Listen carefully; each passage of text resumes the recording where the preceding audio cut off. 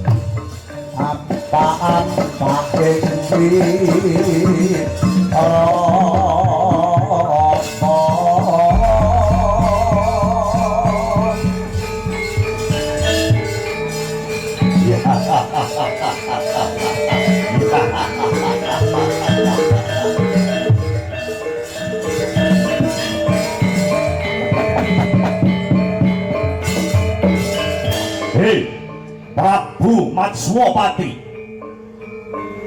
Kowe wis ratu tuwa. Kowe wis ratu tuwa mapan nang negara Wirata. Ora pantes dadi ratu manggon ana ing Praja Wirata. Sing kudune pantes jumeneng ratu ana ing negara Wirata ya kuwi Kakang Raden Kincaparupa dudu Matswapati.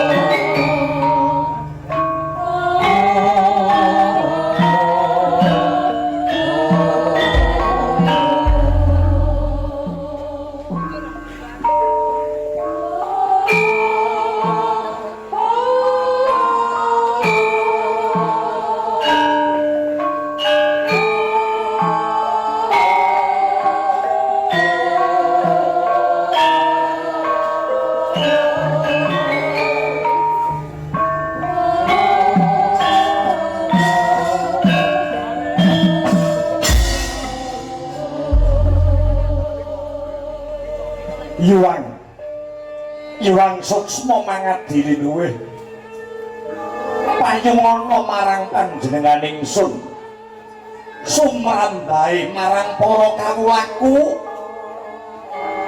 ing negara Wirata kene muga tansah inemulan karaharjan keslametan donya prapendhlahan. Anakku bocah bagus, anak anongane ndita bisa mikul dhuwur mendem jero asmane wong tuwa. Seta Buminjaya kawula nuwun wonten tinimbalan ingkang adhawuh Kanjeng Rama. Kanjeng Rama diwaji Prabu Matswapati Amiji lan putra kula pun Seta Buminjaya. Tak kandhani ya Seta, dadi pimpinan kaya bapakmu iki ora enteng sing dadi kewajiban kang sarta pakaryane. Kudu bisa netepi tembung sabda Pandhita Raja Ratu, tegese sipating pimpinan utawa sipating nalendra ora kena goroh sabane Pindhawa Kresna ingkang tumetes ana ing dlandang seta yekti datan kena den ilangi. Yen kandha iya ya iya, yen kandha ora ya ora. Mula ing ripalungguhan iki bapakmu wis kadung ngucap saguh apa sing wis kaweca kudu bisa sembodo. Nuwun inggih Kanjeng Rama, pamanmu ing kepatihan Kincaparupa lan Rupa Kinca ing ripalungguhan iki bakal nganakake tontonan kang donya urung kawana jagat durung ate mulang. Ya kuwi wujuding tontonan adon-adon jago manungsa. Pamanmu Kinca lan Rupa Kinca wis nyagakake sing dadi jagone. Ora ana liya kejaba mung pamanmu Rajamala.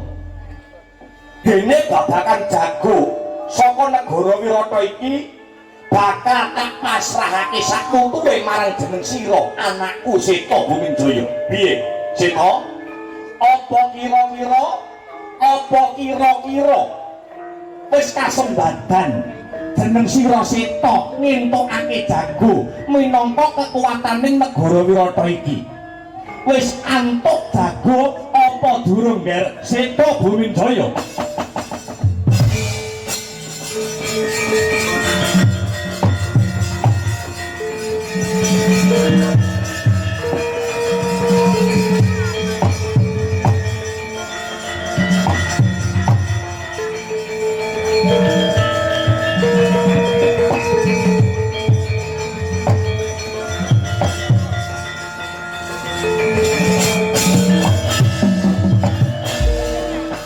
kadhiang turut-turut miturut anut sumarah mring Gusti tene siji miwang utama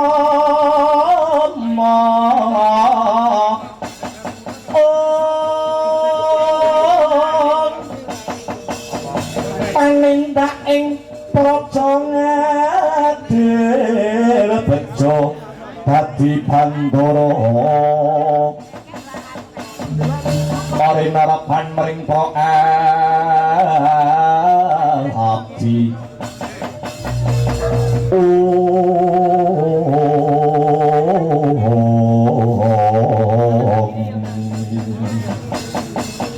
Nuringgih Kanjeng Rama babakan menika ingkang badhe kula andharaken dhateng paduka Kanjeng Rama Diwaji awit pangestu paduka Kanjeng Rama Prabu Matswamati ing ripalenggahan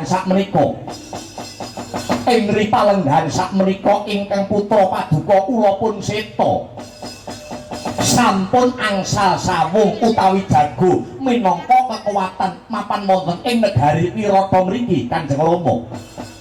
Dadi seta wis entuk jago lho nggih sampun Kanjeng Rama. Jago saka ngendi he seta?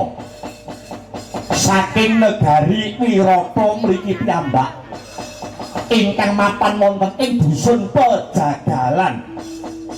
Akmajanipun utawi putranipun Ki Jagal Walakas ingkang nama pun Jagal Abilawa. Lah banjur Duh Kanjeng Rama punapa dipun keparengaken pun Jagal Abilawa marak seba wonten ngarsa paduka Kanjeng Rama Diwaji. Iya, aku kepengin ngerti kaya ngapa jagone Ratu Wirata he seta. Nanging nyuwun pangapunten nggih Kanjeng Rama, nyuwun pangapunten saderengipun gandeng Jagal Abilawa menika lare saking dusun utawi lare saking desa. Radi kirang babakan tata krama utawi yuda negara miwah trapsilaning basa. Nanging lare menika ketingalipun saged pinercaya awit ndarbeni jiwa ingkang jujur. Ngapusi ya ora gelem, diapusi nuwun inggih boten purun Kanjeng Rama. Mangkono seta nuwun inggih. Ya yen panjenengan mangkono aja ninggal marang hambeke satriya tanah Jawa. Mara gage timbalana si Jagal Abilawa konen munggah ana ing pendopo agung negara Wirata kene. Madhep mring ngarsaning sun dina iki uga seta lho nggih amit madhal pasilan duh Kanjeng Rama Diwaji.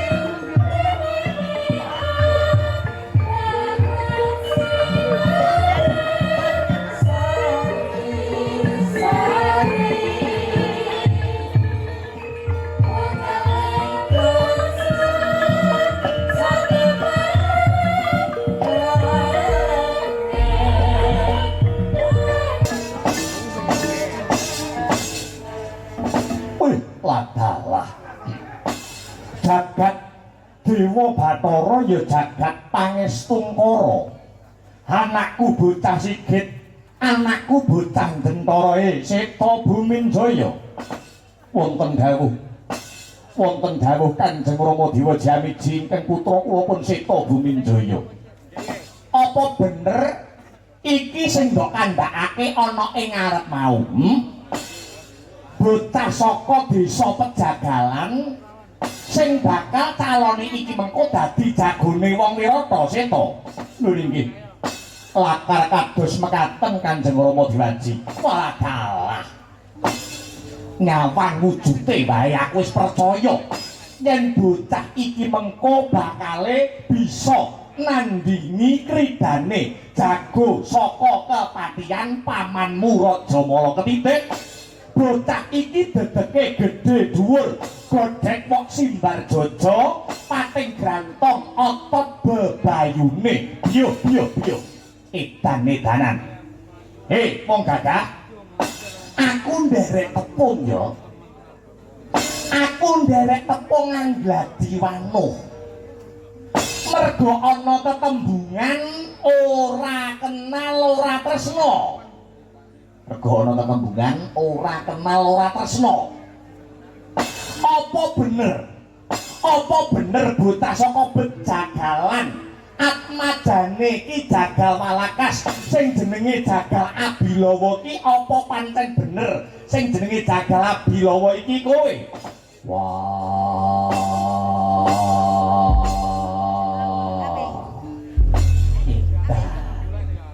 Gereng wae dunyane nganti kaya horeg. Kowe takon karo aku. Ya, kowe sapa? Pancen bener. Pancen bener jenengku Jagal Abilawa. Jagal Abilawa iki kowe? Ya pancen kaya mangkono. Bocah saka desa Pejagalan. Anake Ki Jagal Walakas. Weh, lah. Kok aku lagi ngerti iki? Yen jebule duwe kawula sing gagahe kaya mangkene. Pancen bener yen to panjenenganmu Prabu Matswapati wiwit biyen nganti saiki ora tau ngerti sing jenenge Jagal Abilawa.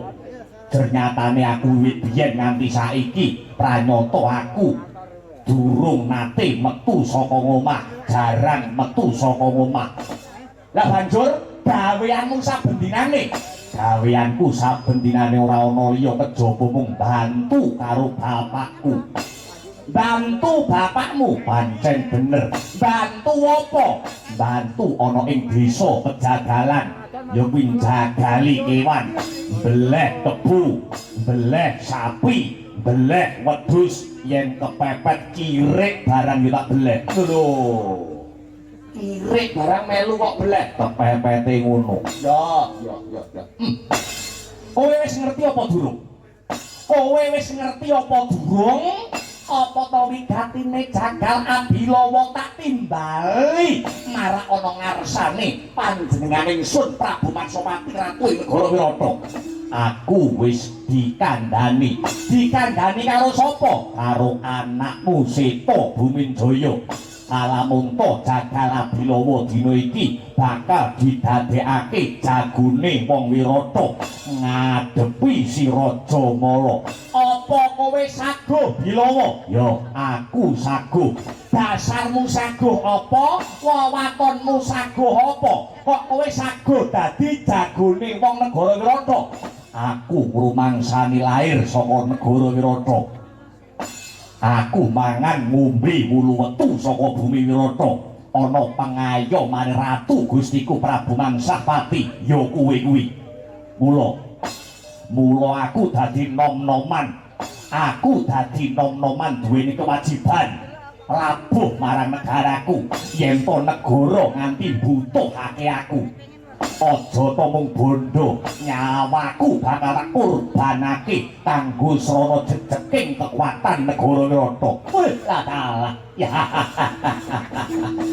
Ketoke kowe bocah bisa omongane kasar, ning bareng tak rasake tinemune jebul omonganmu pantes lan mentes. Aku ora susah nggo alembono. Aku ora mendem ing rek pangalembono. Aku matur witing klopo sak lugune. Aku duweni sumpah Jagal Abilawa duweni prasetya. Yen to urip ana salah sawijining negara, aja nganti bocah nom-noman duweni pitakonan negara wis menehi apa karo kowe, ning pitakonane genti diwalik kowe wis labuh apa marang negaramu. Elok. Wah, kowe ora salah Seta. Kowe ora salah duweni jago sing kaya ngene iki. Kowe ora salah, Nger Seta. Nggih nggih pangestakaken dawuh Kanjeng Rama Dewaji. Yen pancen kowe gelem lan pancene Jagal Abilawa wis yoga dadi jagone wong Wirata, kowe arep njaluk bebungah apa? Kowe arep njaluk bebungah apa saka panjenenganing Sun? Njaluk Raja Brana? Apa kowe njaluk derajat pangkat? Njaluk kelungguhan? Yen perlu kowe njaluk omah sing magrong-magrong, apa njaluk bojo sing ayu, kowe bakal tak sembadani Jagal Abilawa. Aku ora njaluk apa-apa. Bondo, mbah, yen kowe menehi dhuwit nyang aku, tegese kowe nyogok karo aku. Aku ora sudi mbok sogok, ngerti ora? Sing nyogok karo sing disogok kuwi padha-padha dosane, padha-padha lupute. Apa kowe kepengin tak wenehi bojo sing ayu? Umurmu pira Jagal Abilawa? Umurmu ki pira? Umurku udakara kurang luwih 20 taun. Kira 20 taun. Wis rabi? Durung. Wis tau pacaran? Durung. 20 taun babar pisan durung nganti pacaran. Kowe aku lahir nganti umur 20. Tekono ana wong kene. Apa tau aku gandeng wong wedok? Kowe 20 taun durung nate babar pisan kambon sing jenenge wong wedok. Ya apik ngono kuwi. Ya. Yen pancen kowe ngono, paliken sing dadi rasamu. Prabu Maswati arepe kandha babakan wigati karo kowe. Magepokan kelawan Jagal Abilawa sing bakal didadekake jagone wong negara Wirata. Iya. Mula ing rikalungguhan iki Prabu Matsopati Ratu Gusti ora susah menehi bebono apa-apa. Kowe ora susah menehi bebungah apa-apa. Aku ikhlas resik atiku anggonku bantu marang negaraku. Aku ora susah mbok wenehi bebungah apa-apa. Aku moh nampa apa-apa saka kowe. Yen to aku njaluk bebungah karo kowe tegese atiku ora tulus, atiku ora ikhlas. Anggone Jagal Bilawa bakal bantu marang negaraku. Wah, elok tenan kowe Bilawa. Iya. Mula aku duweni panemu, Jagal Abilawa duweni gagasan.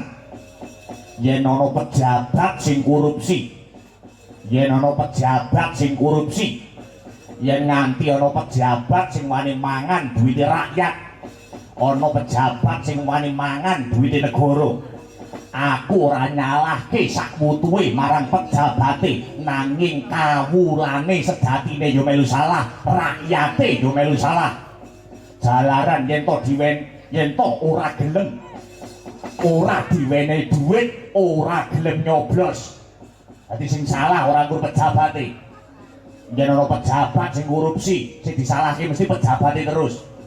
Aja digebyah-uyah. Sing salah mesti pejabat sing korupsi, ning kawulane yo melu mangan duwite pejabat, nek ora dikeki dhuwit ora gelem nyoblos. Atane bicak lho. Kowe ngrembug kuku bae endi? Iki sak liyane negara Wirata. Aku ora ngrembug negara Wirata. Oh iya. Mula aku njaluk kanthi banget. Aku ora usah mbok iming-imingi apa-apa.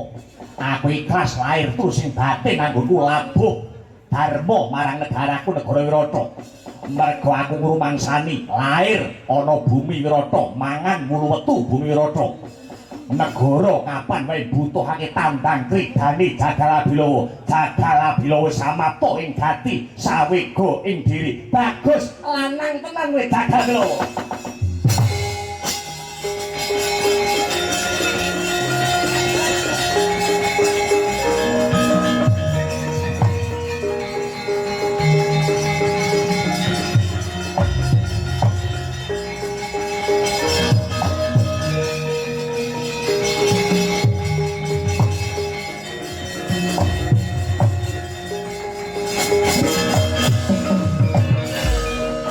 Pramaraing mangosanya ngambrang Kadi karunaning kaswasih paring marga malagung Arisang kanta mastrat maca leng-leng lalu mangulati Surya mangrangsang payah Surya mangrangsang wahaya Umyus amara mayahanto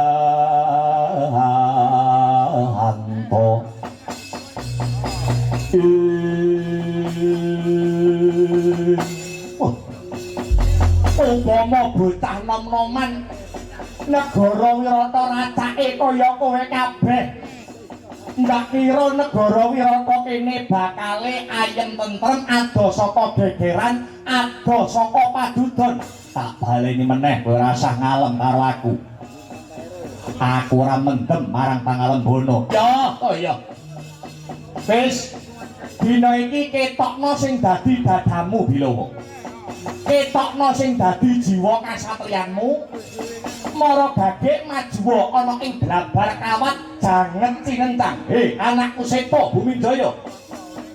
kula wonten dawuh duh Kanjeng Rama Diraji iringen Jagal Abilawa kowe minangka dadi botohe Jagal Abilawa nok datuk sedika mangestokaken dawuh Kanjeng Rama Diraji kandangnya sakara kehanung